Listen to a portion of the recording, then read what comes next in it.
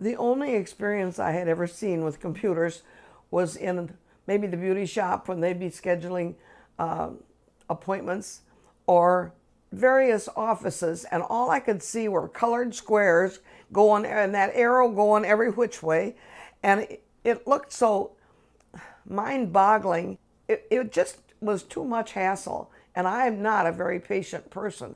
I was going to be forced sometime or another to get a computer because everything was going to the computer. You could no longer make a phone call to get a question answered. You had to look it up on the computer. My little granddaughter was like, when she was 3, she was on it, and I used to say, "Now your mom's not here. You turn that off, shut it down the way it's supposed to, because I don't want to touch it."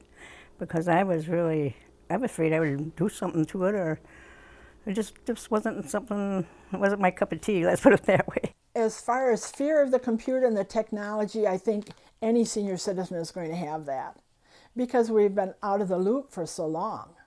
And it's a strange thing. We didn't grow up with it. And so it's strange and it's very frightening. My pharmacist said, would I like to take part in an experiment out of the University of Wisconsin? But he said it's for senior citizens that are learning to cope in this cyberspace. And I said, well, that's for me. Brett Iverson, who is the head of our experimental group, he got me started on the computer. 2 hours he was here, and I learned more things, and I'm just loving it. When I use Elder Tree, it's just fun. It's fun for me to get on there and communicate with people and interact with other people and play a couple of the games that are on there. I'm loving Bejeweled right now. I didn't know how, the mouse was really hard for me. So I learned to use the mouse by playing Spider quite a bit. Spider Solitaire. I still goof around with it a lot. I'll get it way someplace it doesn't belong, but I'm getting better with it. I read the posts more than I post for some reason because they have so much to say and I don't really know. I like reading the posts better than I do, except for my own messages, and those I feel like are my messages, and we go back and forth and we know what we're talking about, you know. When I first started working with the computer, there seemed to be a group of people who had been together for a long time, and I felt like the outsider, kind of standing on the outer edge of the circle, and, oh, well, should I say something? Should I make my comment? Are they going to think I'm stupid? But I finally did make my comments, and nobody ever called me stupid, at least to my face. It's a support group. People share recipes, they share news about their life, vacations, but it's an emotional and a prayerful support group. I don't feel so alone. I can talk with people who've gone through some of the same things that I have. We have one right now that's in pain. She's been suffering, and the doctors can't find out what's the matter. And, you know, you just kind of, you connect with them. If you've been in pain, you know what they're suffering, and you can kind of relate that to them. I've been there and done that. You know, I mean, they're not alone.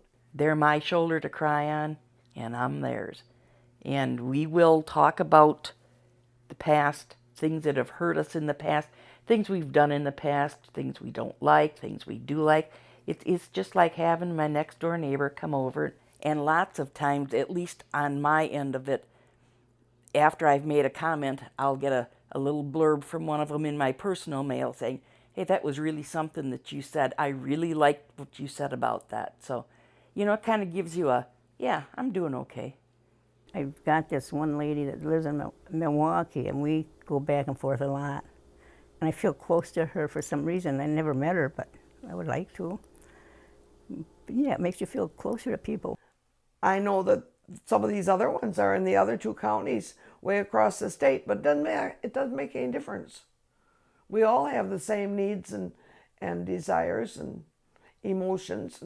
When I use the computer now, it's I get information that I need.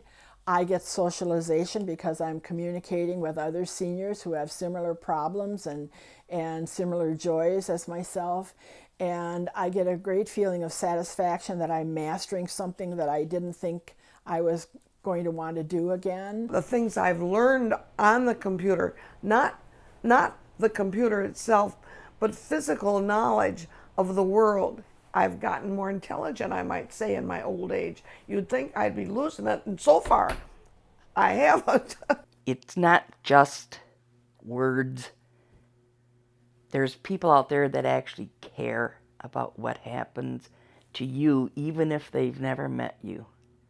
So the feeling needed, feeling wanted part, feeling that you are a part of, goes right along with the branches on that tree.